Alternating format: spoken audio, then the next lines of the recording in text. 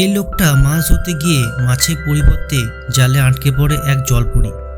আর তারপর থেকে লোকটার সঙ্গে ঘটতে থাকে অদ্ভুত ঘটনা। কিন্তু আসলে কি এই মেয়েটা জলপরি না রক্তে মাংসে গড়া একজন নারী? আর মা সমুদ্রে সে এলোই বা কী করে? হ্যাঁ বন্ধুরা, আজকে গল্পটা সেই জলপরীকে নিয়ে রহস্য। তো চলুন বন্ধুরা, আর বেশি দেরি না করে গল্পটা শুরু করা যাক।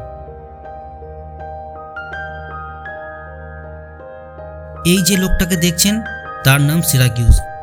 সে পেশায় একজন জেলে। সে মাছ সমুদ্রে ঘুরে ঘুরে মাছ ধরে বেড়ায়। আজ প্রতিদিনের মতো সে মাছ ধরতে বেরিয়েছে। হঠাৎ করে সে লক্ষ্য করে যে তার জালে ভারী কিছু একটা আটকেছে। সে জাল ওঠানোর পরে দেখতে পায় তার জালে একটা মেয়ে উঠেছে। তখন মেয়েটা অজ্ঞান অবস্থায় ছিল।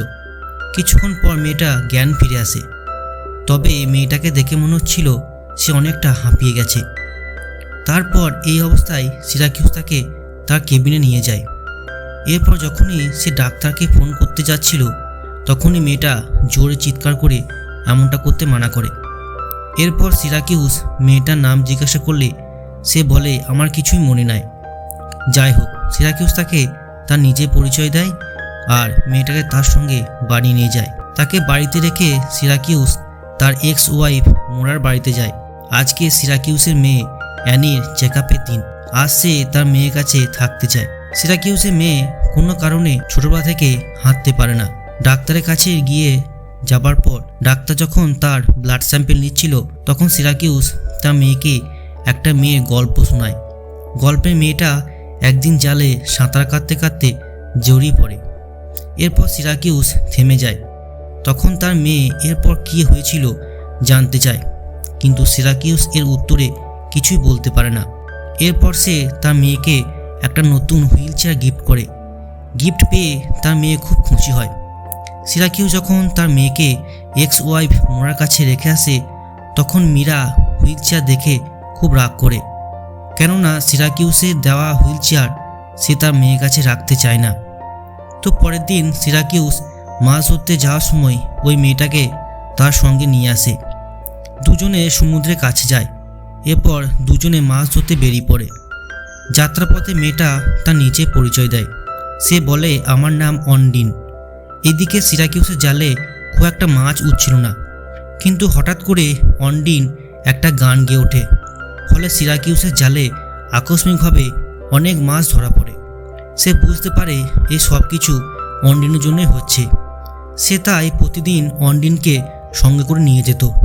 সিরাকিউস একদিন মাছ বিক্রি করে বাড়ি ফেরার পথে অন্ডিনের জন্য একটা ড্রেস কিনে আনে, তার প্রতি কৃতজ্ঞতা দেখানোর জন্য। সে ড্রেস কিনে এনে অনি স্কুলের দিকে যায়। এরপর সিরাকিউস তার মেয়ের হুইল চেয়ারের সঙ্গে রেস করে। এরপর সিরাকিউস অ্যানির কাছে অন্ডিনের ব্যাপারে সব কিছু বলে দেয়। সে বলে যে অন্ডিন আমাদের কাছে লাকি চার্মের মতো। অ্যানি বলে যে সেলকি নামে মারমাইডরা অন্ডিনের মতো সমুদ্রের মাছের সঙ্গে কথা বলতে পারে। আর এইভাবেই গান গেয়ে সেলকি মারমাইডরা মাছেদের নিজেদের কাছে ডাকে। আসলে ধারণা করা হয় যে সেলকিরা মানুষের সামুদ্রিক রূপ। তারাও দেখতে মানুষের মতো আর তাদের কাছে অনেক ক্ষমতা আছে।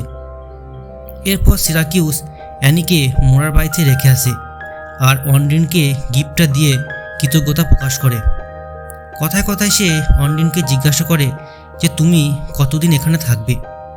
অন্ডিন বলে, তুমি যতদিন চাইবে আমি ততদিন থাকবো। সিরাকিউস বলে, তুমি সারা জীবন আমার কাছে থাকলে আমার খারাপ কপালটা ঠিক হয়ে যাবে।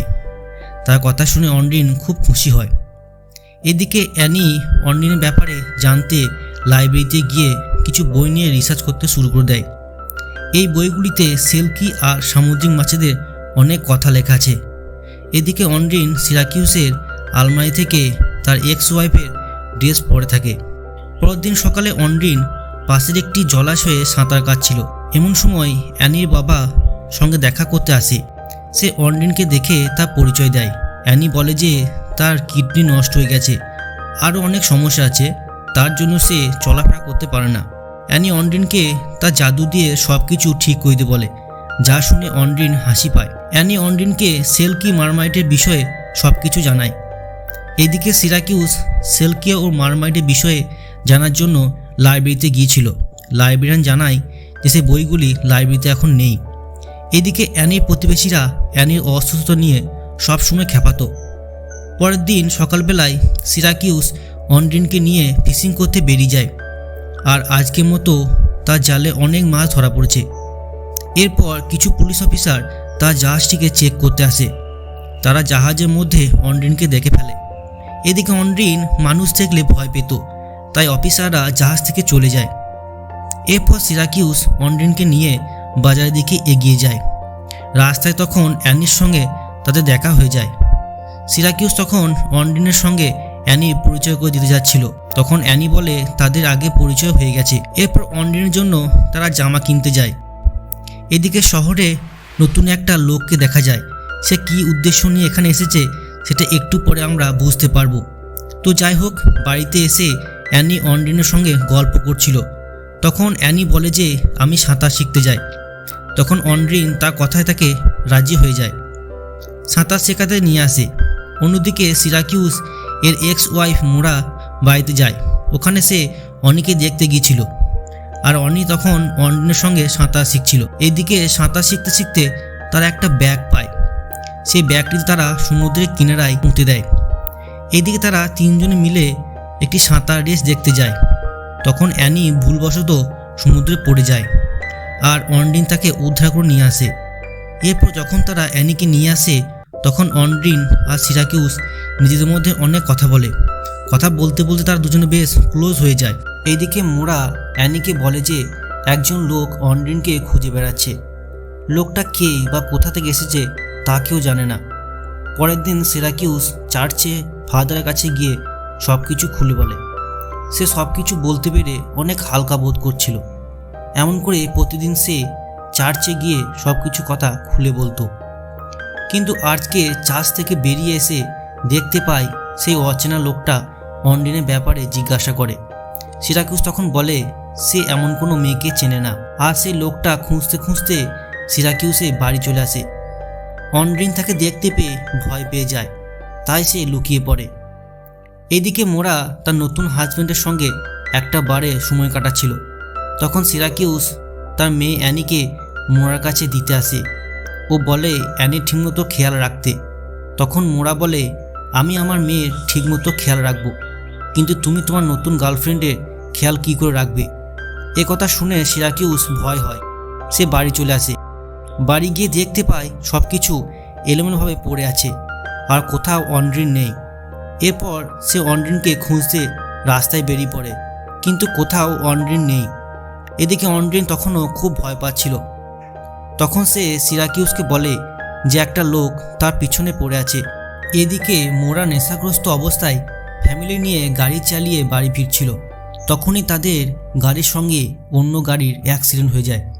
অ্যানির চোখ খুলতেই সিরাকিউস সেখানে হাজির হয়ে যায়।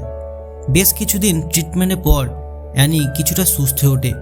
ডাক্তার বলে ভয় কিছু কারণ নেই। এরপর সিরাকিউস মোরা কী অবস্থা সেটা দেখতে যায়। মোরা তখন তার হাজব্যান্ডের অস্থি বিসর্জন করছিল, কারণ অ্যাক্সিডেন্টে তার হাজব্যান্ড মারা গেছে। এরপর মোরা আর সিরাকিউস একটা বারে যায়। মোরা সিরাকিউসকে অন্ড্রিন থেকে দূরে থাকতে বলে, কারণ তার জন্য তার জীবনে দিন দিন অন্ধকার নেমে আসছে। অন্ড্রিনকে যে লোকটা ফলো করছে সে তার উদ্দেশ্য পূরণের জন্য সবাইকে মেরে ফেলতে পারে। সবশেষে মোরা সিরাকিউসকে অ্যানির খেয়াল রাখতে বলে। এরপর একদিন সিরাকিউস অ্যানিকে নিয়ে মাছ ধরতে যায়। তখন সে অন্ড্রিনের কাছে সেই অচেনা লোকটার সম্বন্ধে জানতে চায়। অন্ড্রিন বলে যে সে অচেনা লোকটাকে চেনে। এই কথা শুনে সিরাকিউস খুব রেগে যায়। ও তাকে একটা দ্বীপে ছেড়ে চলে আসে। অন্ড্রিন তাকে সব কথা শুনতে বলে, কিন্তু সে এত রেগেছিল তাই তার চোখের জলকে অবহেলা করে সে তাকে এখানেই চলে আসে। আর এরপর আমরা দেখতে পাই যে সিরাকিউস অন্ড্রিনের কথা মনে করে খুব মন খারাপ করছে। এইটা দেখে তার বাবার কাছে অ্যানি তার ব্যাপারে জানতে চায়। তখন সিরাকিউস বলে যে অন্ড্রিন একটা জলপরি, তাই সে তার জায়গায় ফিরে গেছে। এরপর টিভিতে অ্যানি অন্যবশত একটা চ্যানেল দেখছিল। এই চ্যানেলটা অন্ড্রিন দেখত। সিরাকিউস লক্ষ্য করলো যে ওই চ্যানেলটাতে সেই গানটা হচ্ছিল যেটা অন্ড্রিন গাইতো। সে বুঝতে পারলো অন্ড্রিন সেলকি অথবা মারবাইন না। অন্ড্রিন সিরাকিউসের মতো একজন মানুষ, সে শুধু ভালোবাসা চেয়েছিল। সিরাকিউস সঙ্গে সঙ্গে সেই দ্বীপের উদ্দেশ্যে বেরিয়ে পড়ে। সেখানে গিয়ে সে দেখতে পায় অন্ড্রিন শুয়ে শুয়ে ঠান্ডায় কাঁপছে। অন্ড্রিনের জামা কাপড়ও সব ছিঁড়ে গেছে। সিরাকিউস অন্ড্রিনকে তখন আগলে ধরে আর অন্ড্রিনের কাছে সব কিছু জানতে চায়। অন্ড্রিন বলে যে সে রোমানিয়ার একজন দাসী ছিল।